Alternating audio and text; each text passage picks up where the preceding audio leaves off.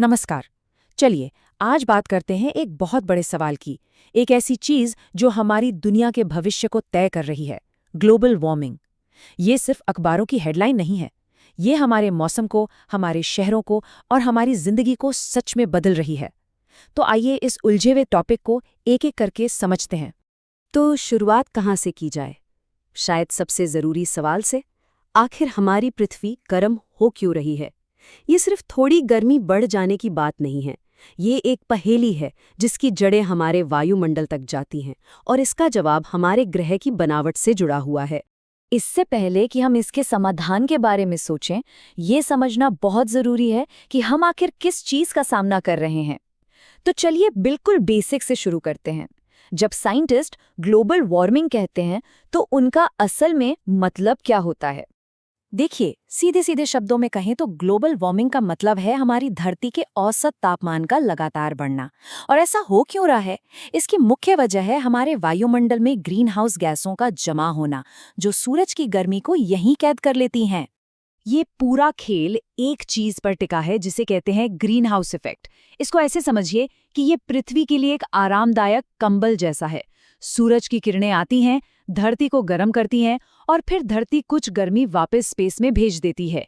ये green house गैसें उस कंबल की तरह काम करती हैं जो उतनी गर्मी रोक लेती हैं जितनी हमें जिंदा रहने के लिए चाहिए। पर दिक्कत तब शुरू होती है जब ये कंबल जरूरत से ज्यादा मोटा हो जाता है, और अभी बिल्कुल यही हो रहा है।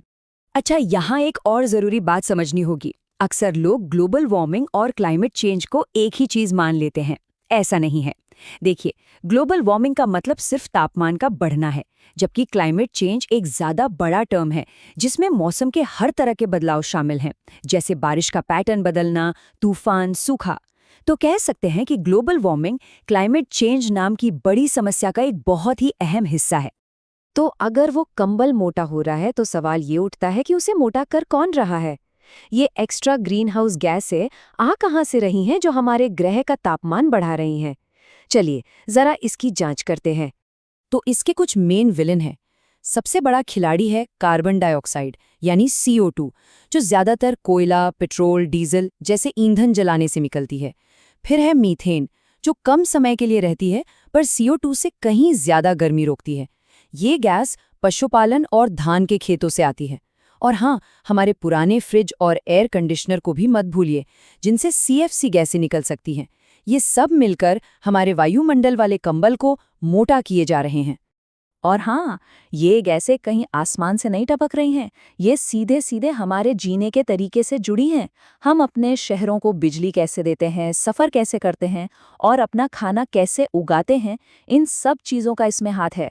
फैक्ट्रियों के धुएं से लेकर कटते जंगलों तक हमारी हर एक्टिविटी इस बैलेंस को बिगाड़ रही है। ठीक है, तो ये सारी बातें तो हो गई, गैसें, तापमान। लेकिन असल जिंदगी में जमीन पर इसका मतलब क्या है? इन सब गैसों और बढ़ते तापमान के असली नतीजे क्या हो रहे हैं? चलिए पहले दुनिया पर इसका असर देखते हैं और फिर भारत की बात करेंगे। इसका असर बहुत बड़ा है और सब कुछ एक दूसरे से जुड़ा हुआ है। हम देख रहे हैं कि ग्लेशियर्स रिकॉर्ड रफ्तार से पिघल रहे हैं, जिससे समुद्र का लेवल बढ़ रहा है और किनारों पर बसे शहरों के लिए सीधा खतरा पैदा हो गया है। मौसम का मिजाज एकदम बदल गया है। कहीं भयानक तूफान, तो कहीं लंबा सूखा और कहीं अचानक बाढ़। ये एक डोमिनो इफेक्ट जैसा है जो दुनिया के हर कोने को अपनी चपेट में ले रहा है। और जब बात भारत की आती है, तो हम तो बिल्कुल फ्रंट लाइन पर हैं। रिकॉर्ड तोड़ने वाली गर्मी यानी हीट वेव अब आम होती जा रही है। जिस मॉनसून पर करोड़ों लोग निर्भर है, वो ज्यादा अनियमित हो गया है। और हिमालय में, जिसे हम तीसरा ध्रुव कहते हैं, वहाँ के ग्लेशियर्स खतरनाक दर से पिघल रहे हैं, जिससे लाखों लोगों के लिए पानी का संकट पैदा हो सकता है। ये अब कोई दूर की समस्या नहीं रही, ये यही है, अभी है। अब ये सब सुनकर थोड़ा डरावना लग सकता है ना?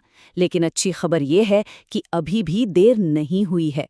उम्मीद है, और वो उम्मीद एक्शन लेने में है। तो चलिए अब बात करते हैं समाधान की, छोटे और बड़े दोनों तरह की। और इसका हल सिर्फ सरकारों के पास नहीं है। समाधान हमारी रोजमर्रा की आदतों में भी छिपा है, जैसे कि साफ सुथरी एनर्जी अपनाना। हम जो चीजें इस्तेमाल करते हैं उनके बारे में सोचना और अपने आसपास के माहौल को बेहतर बनाना।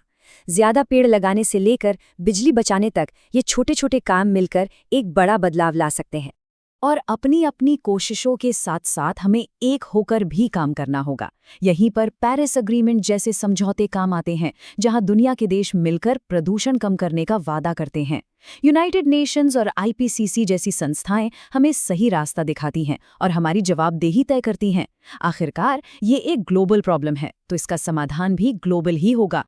तो आखिर में बात यहीं पर आकर रुकती है। साइंस हमारे सामने है, रास्ते भी हैं, लेकिन उन्हें अपनाने के लिए हम सबको मिलकर एक फैसला लेना होगा।